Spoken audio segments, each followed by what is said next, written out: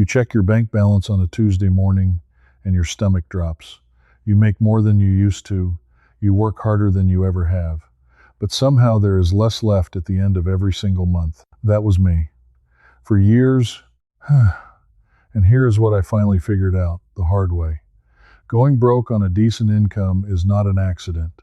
It was designed to feel normal. It was engineered to feel painless, right up until the moment it isn't. I found this out at 41, standing in my own kitchen, holding a stack of statements I was afraid to open. And what I learned is that people 2 generations ago knew a way to keep money in their pockets that we quietly forgot. By the end of this, I am going to show you a household method invented in 1904 by a woman most people have never heard of, a method that studies say can cut your spending by as much as a third using nothing but a notebook you already own. No app, no subscription, no expert. Just you at your kitchen table this weekend. I promise you this works on an ordinary paycheck in an ordinary house starting tonight. I have the receipts to prove it. Literally. But let me back up, because before any of it made sense to me, I had to understand why a person who is not stupid, not lazy, and not even that reckless can still watch their money vanish like water through open fingers. For most of my adult life, I believed the story we all get told. Save more, spend less, try harder, have some willpower. And every time I failed, I blamed myself. I thought I was just bad with money. I want you to hear me clearly. I was not bad with money. And neither are you. We were both playing a game where the rules had been rewritten while we weren't looking, and nobody bothered to tell us. Here is the moment it cracked open for me. One evening I sat down and did something almost nobody does anymore. I printed out 90 days of my spending, and I read every single line out loud. Every charge, every little tap of a card, every automatic payment that slid out of my account while I was asleep. It took me 2 hours. And by the end, I felt sick. There were charges I did not remember making. There were subscriptions I forgot I had, 3 of them, for services I had used exactly once. There was a streaming bill that had quietly climbed from $9 to almost $17 without a single email telling me. There was food I bought, let rot, and threw away. I added up the small stuff, the stuff under $10 each, the coffees and the impulse taps and the convenience fees. In 90 days, it came to over $1,100. $1,100 on things I could not even remember. That is more than $4,000 a year. Gone, leaving no memory behind and nothing to show for it. And that was the moment I understood the real problem. It was not that I was spending, it was that I could not feel myself spending. The pain had been removed. And when the pain is removed, so is the break. Now here is where it gets interesting, because this is not just my sad story. There is hard science behind why this happens to almost everyone now, and once I found it, I could not unsee it. In the year 2001, 2 researchers at the Massachusetts Institute of Technology, Drazen Prelek and Duncan Simister, ran an experiment that should be taught in every school in the country. They auctioned off tickets to sold-out sporting events. Half the bidders had to pay with cash. The other half could pay with a credit card. Same tickets, same people, same event. The credit card users bid up to 100% more, double for the exact same thing, just because they were paying with plastic instead of paper. Let that sink in. The method of payment changed how much a human being believed something was worth. When the money was abstract, when it was just a number sliding across a screen, people would pay twice as much and not even notice. The researchers had a name for it. They called it the pain of paying. When you hand over real cash, your brain registers a small, genuine sting of loss. That sting is not a flaw. That sting is your protection. It is the built-in alarm that has kept human beings from ruining themselves for thousands of years. And in the last few decades, that alarm was quietly switched off, one tap at a time. I am not against convenience, but I need you to understand what convenience actually costs, because nobody put it on the price tag. Every layer they added between you and your money, the card, the tap, the saved payment info, the one-click checkout, the automatic renewal, was sold to you as making your life easier. And every single one of them also made it easier to spend without feeling it. Think about how a purchase used to work. You wanted something. You went to a place. You counted out real bills into someone's hand. You watched your wallet get thinner. You felt it. And because you felt it, you paused. You asked yourself if it was worth it. Now, you never touch the money. You never count it. You never watch it leave. A machine remembers your card so you don't have to think. A subscription renews so you don't have to decide. A one-click button fires before your brain can even ask the question. The pause is gone. The break is gone. And the people who built those systems know exactly what they removed because they measured it, the same way those researchers at MIT measured it. Here is the part that made me angry. This was not hidden. It was published. It has been sitting in plain sight for over 20 years, and yet not one company that profits from your spending has any reason to teach it to you. Why would they hand you back the very break they spent billions removing? So the knowledge faded, not because it was wrong, because it was inconvenient to the wrong people. But this is where my story turns, because once I understood the problem, I went looking for the solution. And I did not find it in a modern finance book. I found it by going backward, way backward, to a time when ordinary families with far less money than us somehow managed to save, own their homes outright, and sleep at night. I want to tell you about a book from 1869. It is called The American Woman's Home, written by Catherine Beecher and her sister, Harriet Beecher Stowe, the same Harriet Beecher Stowe who wrote Uncle Tom's Cabin. Catherine was one of the most influential household educators in American history, and in that book, buried among instructions on ventilation and cooking, is a section on the household account. She insisted, and I mean insisted, that every home keep a written account of money coming in and money going out by hand, on paper, regularly. She wrote that a woman who did not keep such an account was, in her words, sailing without a compass. She believed that the simple act of writing down every expense was the single greatest protection a family had against ruin.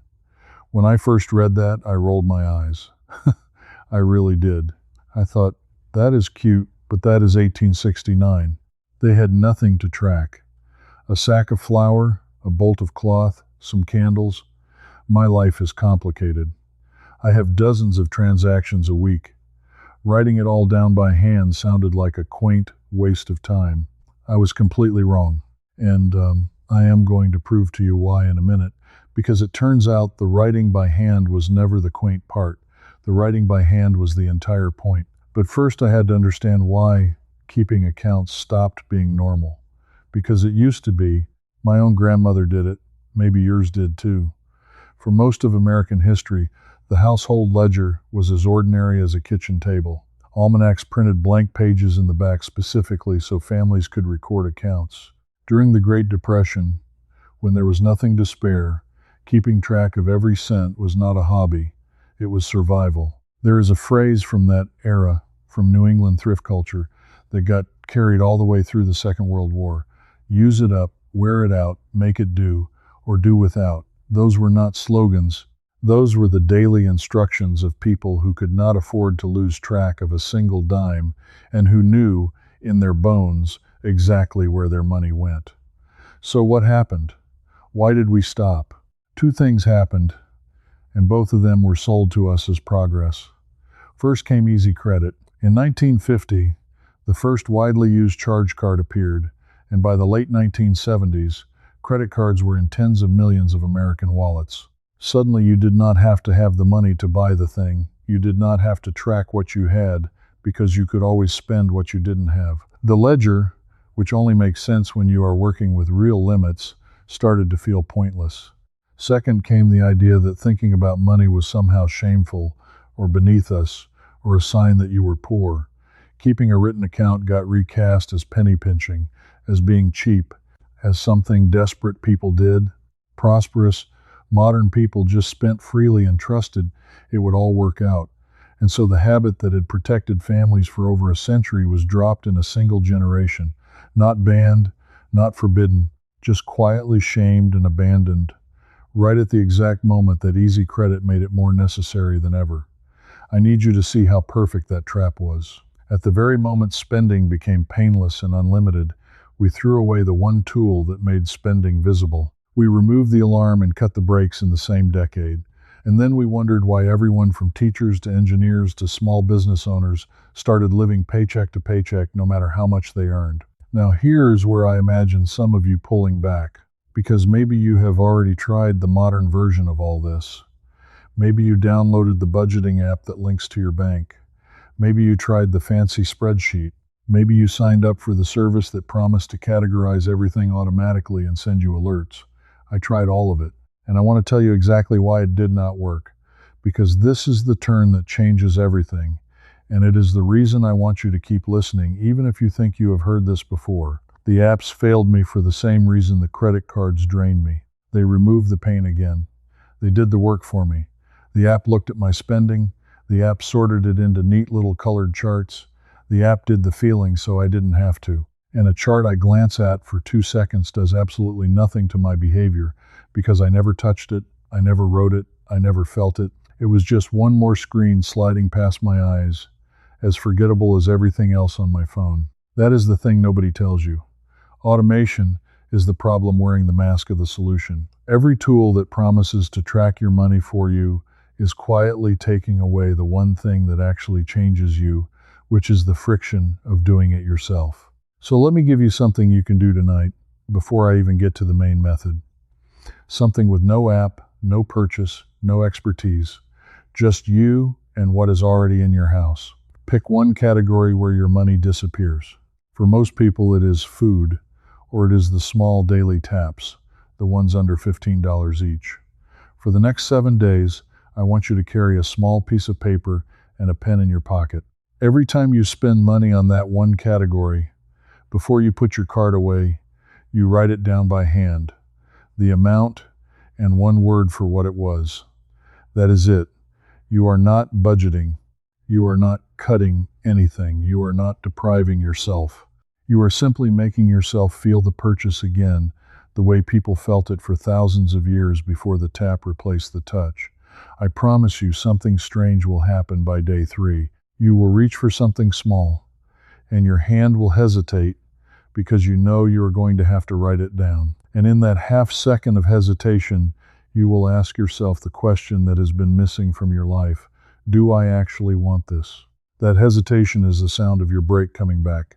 That is the M-I-T, pain of paying, rebuilt by hand, for free, in 72 hours. When I did this, my small daily spending dropped by nearly 1/3 in the first week, and I did not deny myself a single thing I truly wanted. I just stopped buying the things I never really wanted in the first place. That hesitation is the sound of your brake coming back. And if you want to go deeper into everything I have been describing, the history, the science, and the complete system laid out in one place, I put it all together in a book. It is called First Foundations, and it is part of a series that also includes Deep Frugal and Full Stack, each one building on the last.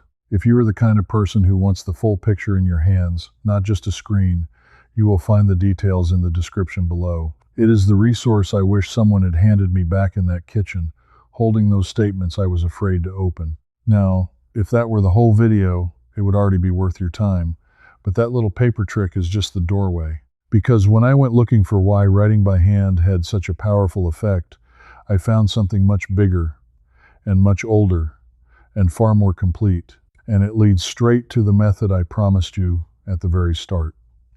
Here is the question that pulled me deeper. If writing down one category for 1 week could change my behavior that much, what did people do when they wrote down everything as a complete system for a whole life? Catherine Beecher told me to keep the account, but she did not tell me the best way to actually do it. For that, I had to travel from a book written in 1869 in America all the way to a woman living on the other side of the world. Let me tell you about the science of the hand first, because this is what convinced my skeptical brain that this was not just old-fashioned superstition. Researchers who study memory and learning have found again and again that writing something by hand does something typing never does. When you write a thing out longhand, your brain has to process it more deeply. Studies out of universities studying note-taking found that students who wrote notes by hand understood and remembered the material far better than students who typed the exact same words faster. The slowness is the feature. The effort is the feature. Your hand forces your brain to actually engage with what it is recording instead of letting it slide past. Now apply that to money. When you type a number into an app, or when the app captures it for you automatically, your brain files it under noise.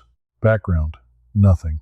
But when you write out in your own hand that you spent $34 on takeout you did not really need, your brain cannot pretend it didn't happen. You confront it, you own it, and what you confront, you change. This is the piece the modern world got exactly backward. We built tools to make tracking effortless, believing effortless was better. But with money, the effort was the medicine. Remove the effort, and you remove the cure. So I had my proof that writing by hand mattered. What I needed was a complete, proven system built entirely around it, and I found it in the most unexpected place. In Japan, in the year 1904, a woman named Motoko Hani created it. You have almost certainly never heard her name, and that is a small tragedy, because she was remarkable. Motoko Hani was Japan's first female journalist, and she believed deeply that ordinary families, especially the women running those households, deserved a simple tool to take real control of their money. So she created a household finance ledger, a system so practical and so effective that it is still used by millions of families in Japan more than 120 years later. It is called the Kakeibo. The word simply means household account book. And when I tell you how simple it is, you are going to wonder how something this small could possibly work as well as it does. But hold on to your skepticism, the way I held on to mine, because the numbers at the end are going to surprise you. Here is the entire system. You need a notebook and a pen. That is the whole shopping list. At the start of each month, before you spend a single dollar, you sit down and you write by hand the answers to a few plain questions. How much money do I have coming in this month? How much do I want to save? And then, crucially, how much am I actually spending and where? Motoko Hani's genius was in how she had families sort their spending. Not into 40 confusing categories the way an app does, into 4 simple human buckets. The first bucket is survival, the things you must have to live. Food, rent or mortgage, medicine, transportation to work. The second bucket is culture, things that feed your mind and spirit, books, music, a museum, learning something. The third bucket is pleasure, the fun stuff, eating out, treats, hobbies, entertainment.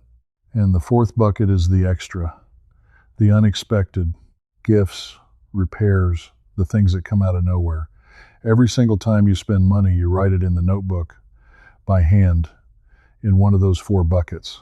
And then at the end of the month, you sit down again and you write the answer to the most powerful question in the entire system. How can I improve next month? That is it. That is the whole thing. A notebook, 4 buckets, and 1 honest question at the end of the month. I want to be completely honest with you about how I felt when I first read that. I thought it was too simple to matter. I thought, this is a 100-year-old habit for people who had far fewer choices than I do. I have a complicated modern life. How is a paper notebook going to compete with that?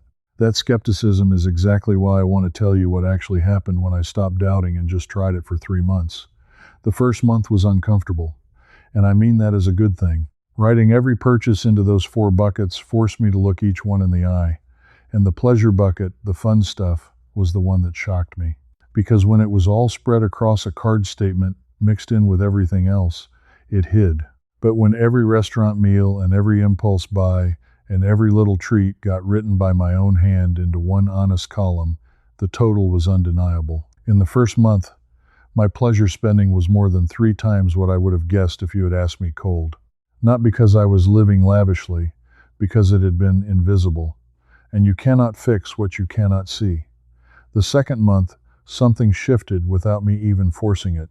Just knowing I would have to write each purchase into a bucket made me pause before spending that same healthy hesitation from the paper trick, but now across my entire financial life. I did not go on a strict diet. I did not ban myself from fun. I simply started choosing on purpose instead of by accident. By the 3rd month, I had cut my monthly spending by right around 30%, and here is the part I did not expect.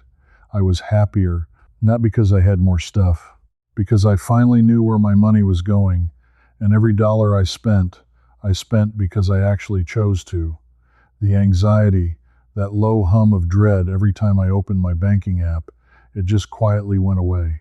For the first time in my adult life, I was the one holding the compass, exactly like Catherine Beecher said back in 1869, and I am not some special case. Studies and surveys of Kakebo users have found that simply keeping this handwritten ledger tends to reduce spending by around a quarter to a third for the average household. A third.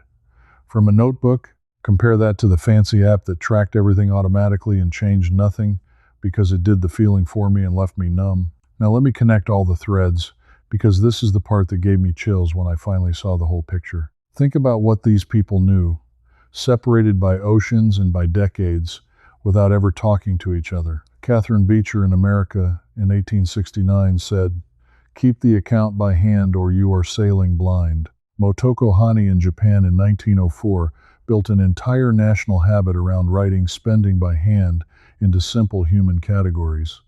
The thrift culture of the Great Depression drilled it into an entire generation. And then, in the year 2001, scientists at MIT proved, with a controlled experiment, the exact mechanism underneath all of it.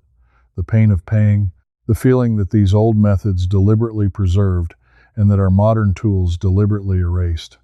They were all describing the same truth from different directions. Money you can feel is money you can control. Money you cannot feel controls you. Everything about modern spending is engineered to keep you from feeling it. The tap, the saved card, the one click, the auto renewal, the app that does your feeling for you, every one of those was sold as a gift, and every one of them quietly picked your pocket by removing the very sensation that used to protect you. And here is the secret finale I promised you, the thing I found buried in the story of the Kakebo that almost nobody talks about, even among the people who use it. It is not really about the buckets. It is not even about the notebook. Exactly. Motoko Hani's real invention, the thing that makes it work when everything modern fails, is that little ritual at the very end of the month. The question, how can I improve next month? Because that question does something no chart and no app and no automatic alert can ever do. It turns money from a source of shame into a conversation you have with yourself, on purpose, in your own handwriting, once a month. It is not a punishment. It is not a diet. It is a monthly check-in with the one person who is actually in charge of your life, you. So here is exactly what I want you to do this weekend, and you can do all of it with things already in your house right now. Find any notebook, any blank one, or the back pages of one you already have. On the first page, write down what is coming in this month. Underneath, write down what you would like to keep, your savings, even if it is only $20 to start. Then draw your 4 buckets: survival, culture, pleasure, extra. And starting the moment you close this video, every single time money leaves your hands, you write it by hand in a bucket. Do not judge yourself in month 1. Just watch. Just see it. The seeing is the medicine. And then on the last day of the month, you sit down with a cup of coffee, you look at your own honest handwriting, and you ask yourself Motoko Hani's question: how can I improve next month? Write the answer down. That is the whole method that has quietly protected families for over 120 years. I spent years believing I was bad with money, when the truth was that I had simply been handed tools designed to keep me spending and never taught the one that was designed to set me free. If you have felt that same quiet dread, if you have ever opened your bank balance and felt your stomach drop even though you did everything right, I want you to understand it was never a character flaw. It was a compass that got taken out of your hands one convenient tap at a time, and you just picked it back up. You are the kind of person who suspects that the most useful knowledge in life did not disappear by accident, that plenty of it was set aside quietly because someone else profited from you never learning it. If that is you, then you belong here. So tell me one thing in the comments, and be specific, because I read them. Which of your 4 buckets do you think is secretly the biggest, the one that has been hiding in plain sight, draining you without you feeling it? Is it pleasure? Is it those little survival top-ups that never end? Write it down below. Put it in a comment right now, even one word, because saying it out loud is the first honest step. And if you want to keep recovering the tools that convenience culture quietly buried, come with us. This is not about supporting a channel. It is about a growing group of ordinary people taking back the practical knowledge our grandparents took for granted. Subscribe and stay, because the next thing I am going to show you is a forgotten kitchen habit from the Great Depression that let families make a single week of groceries stretch into 2 without anyone at the table ever feeling like they were going without. I tested it. It works. And I cannot wait to show you. If you're still here with me, let me show you where to go next. Inside, I'll walk you through the painless spending audit, right where we left off. And if something's unclear, ask me directly, a real person, me, answering you myself. You won't be doing this alone. Practical folks like you are already inside the Old Ways Almanac. Just point your phone's camera at the code on the screen. Cancel anytime, one click, no risk. Come join me.